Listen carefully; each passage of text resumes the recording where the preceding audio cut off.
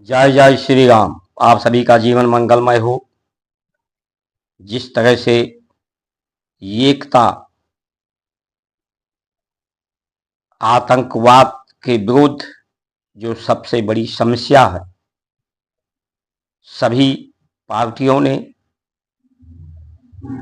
हिंदू मुसलमान, पूरे देश के, भारत के लोगों ने जो एकता दिखाई है, एकता में ही बल होता है। समस्याओं के समाधान एकता के बल से ही संपूर्ण समस्याओं का समाधान होता है।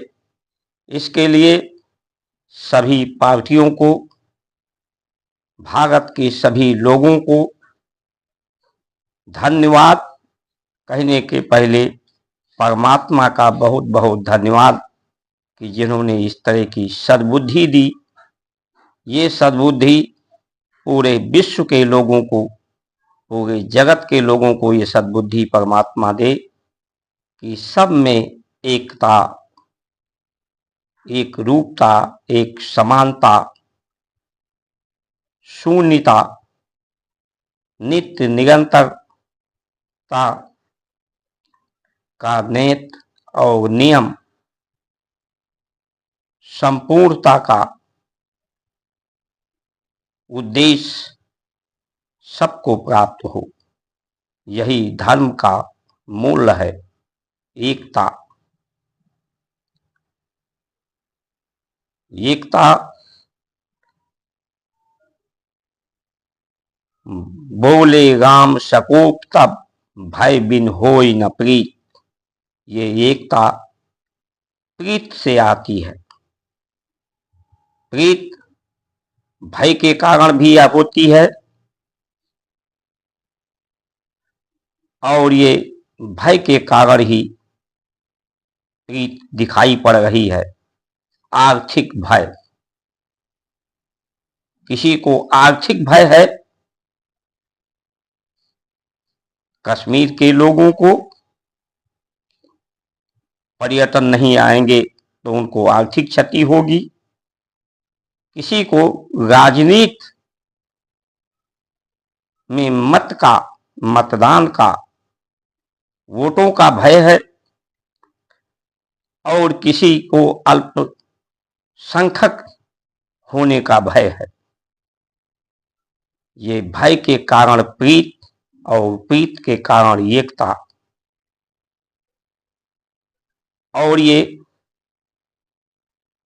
भय होता क्यों है? भय होती है, संसार का नियम है विस्मृति, यानी भूलने की आदत। और इस भूल को स्मृति में लाना, यही संस्कार संस्कृति है। जो संस्कार है, संस्कृत है। संस्कृत यानी आदि। जो आदि था वही आज है, वही कल भी होगा। उस आदि को स्मरण में रखना, उसके दर्शन को, उसके चरित्र को, सूत्र सिद्धांत को स्मृति में रखना, संस्मरण में रखना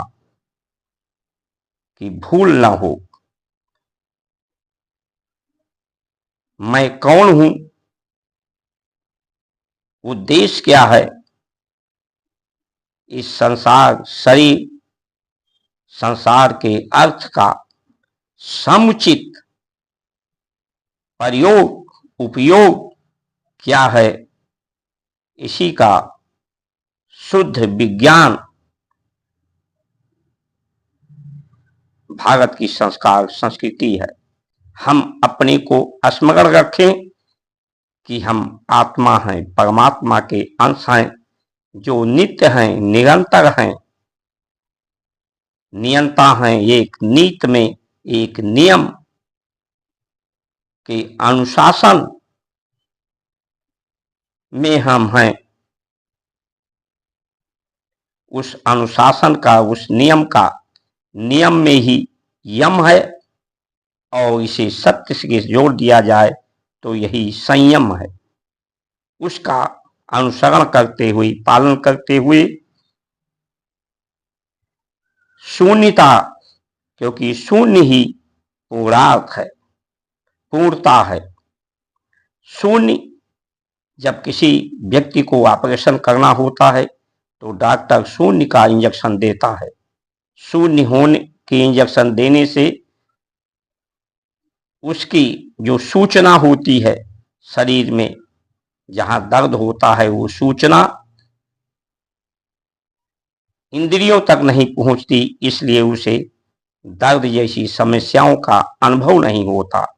उसी तरह से संसार में जब समस्या है, ये समस्या भी क्यों है? समस्या है अपनी पुरुषार्थ को सिद्ध करने के लिए, परम पुरुष के पुरुषार्थ को, पुरुषोत्तम के पुरुषार्थ को सिद्ध करने के लिए, महानता को सिद्ध करने के लिए, श्रेष्ठता को सिद्ध करने के लिए, यही संस्कार के माध्यम से हर व्यक्ति को पद दे करके, पिता का पद, माता का पद, भाई का, गुरु का, बंधु बांधव, मित्र का, संसार का पद दे करके ये जिम्मेदारी, ये सुअवसर प्राप्त कराया गया है कि लोग अपनी महानता, अपनी श्रेष्ठता को शुद्ध करें, सिद्ध करें। जो तत्व को हम आहरण करते हैं, जिससे हमारा विचार बनता है, वो तत्व अशुद्ध हैं, क्योंकि वो ऊपर से नीचे आते हैं, पतित होते हैं, पतन के कारण आते हैं, इसलिए उसमें अशुद्धता होती है। उन अशुद्ध तत्वों को हम शुद्ध करके समुचित प्रयोग करें। जो हम आहार लें, हमारे पेट में मल के रूप में ना जमा हो, जितना हम लें उतना निष्कासित हो जाए, बाहर निकल जाए। जब पेट में मल जमा होता है, गंदगी जमा होती है, तो वही वसा के रूप में, बीमारी के रूप में और शरीर के अंदर गतिरोध पैदा करती है, प्राण की गति में, रक्त के संचार के गति में, और रक्त को अशुद्ध करती है, विचार को अशुद्ध करती है। उसी तरह से जिसका है तेरा तुझको अर्पण, धरती से जो हम तत्व लेते हैं वो धरती को अर्पित होना चाहिए। यानी जो हम आहार लेते हैं, आहार के बाद जिसका हम निष्कासन करते हैं, वो मल, गंदगी, उसे धरती में मिलाना चाहिए। यही धरती का तत्व जब प्रकृति में पहुंचता है तो यही धुंध, कोहरा, अनुचित अनुभव प्रकृति के द्वारा होता है। अनुचित, जितना उचित है उससे ज्यादा ठंडी का अनुभव, जितना उचित है उससे ज्यादा गर्मी का अनुभव, और बरसात का जो नियम है उसमें अनुचित ढंग से बरसात का होना। उसी तरह से जितनी आवश्यक है, अति आवश्यक है जीने के लिए, उतना ही स्वयं के लिए प्रयोग, उपयोग। जब धन का संग्रह, साधनों का संग्रह, सुविधा के लिए संग्रह किया जाता है, चाहे शरीर के अंदर मल के रूप में, चाहे शरीर के बाहर साधन के रूप में, तो वही अनुचित होता है। वही अनुचित ही भूल है, और यही भ्रम है, यही भय है, यही भ्रष्ट आचरण है, जो सदा आचरण को होने नहीं देता, उसमें बाधा डालता है। प्रकृति के गति में, धरती के गति में शरीर के अंदर के गति में बाधा बनता है। इसलिए जो हम एक हुए हैं, ये हमारी एकता, अखंडता सदा सदा के लिए बनी रहे। समस्या जब सीमा से पार हो जाती है तो परमात्मा का नाम करुणा निधान है, समस्या ही समाधान बन जाती है। एक समस्या का अधिक बढ़ना जिससे लोगों को दुख का अनुभव होता है, दूसरा कहो भवानी अनुभव अपना एक अनुभव से प्रीत होता है, एक प्रेम से प्रतीत होता है, दूसरा श्रद्धा विश्वास से होता है, और गुणों के अतीत जो गुण हैं धरती के, उनकी शुद्धिकरण से शुद्ध व्यवस्था से अवस्थाओं का शुद्ध होना, व्यवस्थाओं का में सुधार होता है। इसलिए अवस्था का सुधार, समानता का अनुभव सबको होता है। समान रूप से समान इच्छा, एक ही समान पूरे जगत की इच्छा है, सुख, शांति, सहयोग, सत्कार, महानता, श्रेष्ठता का एक समान अवस्था का परिवर्तन सबका है। समयानुसार इस संसार में किसी को कुछ ना प्राप्त होता है, ना किसी का कुछ खोता है। सिर्फ हम अपने को विस्मित हो गए हैं, भूल गए हैं कि मैं कौन हूं। उसी का स्मरण हमारी भारत की संस्कार संस्कृति है। मैं अपनी पहचान जान जाएं, अपनी आत्मा की पहचान जान जाएं, परमात्मा की पहचान जान जाएं, तो संसार में सब एक समानता आ जाए, एक समान व्यवहार आ जाए, सद्व्यवहार आ जाए, संपूर्णता आ जाए, शून्यता आ जाए, नित्य निरंतरता आ जाए, उसके नियम संयम का आदर्श पालन करने का आ जाए।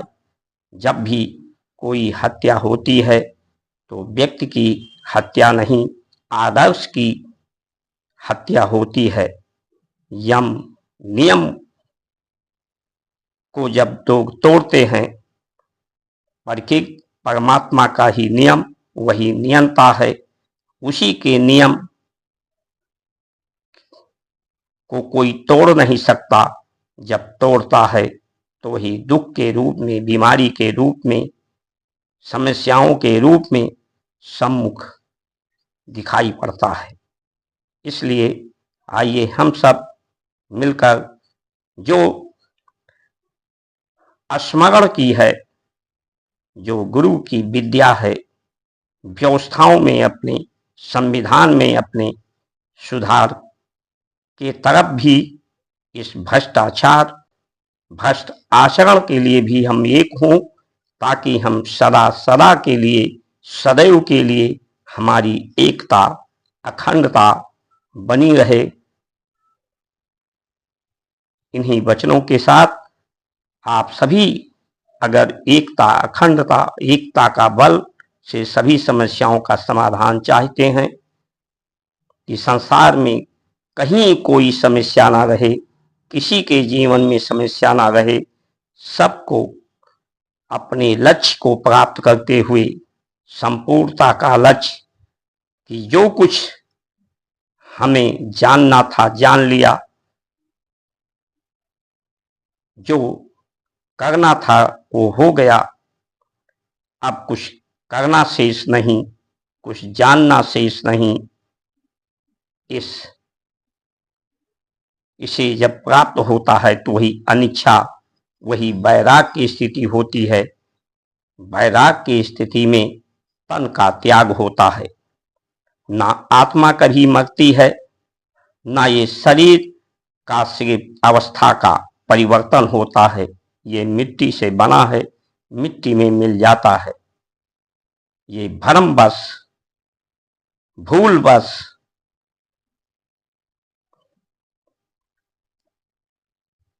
जस अपजस, जन्म मरण, लाभ हान, विधिहात, विधि विधि का यहाँ प्रयोग प्रकार से है। जिस प्रकार हम कर्म करते हैं, कर्म का अनुभव करते हैं, हम सत्य के नियमों से के अनुशासन में कर्म करते हैं, तो हमें मृत्यु को हम सम्मुख रख करके जो सच्चाई है कि हमें इस संसार को एक दिन त्यागना है, सबको त्यागना है। संसार में सिर्फ संतुष्टि के लिए आए हैं, पुष्टि के लिए आए हैं, पूर्णता के लिए आए हैं। महानता श्रेष्ठता को सिद्ध करने का ये अवसर है, पुरुषार्थ का अवसर है। इसे पूर्ण करके, अपने जीवन को पूर्ण करके शरीर को हम त्यागते हैं, हम मरते नहीं हैं।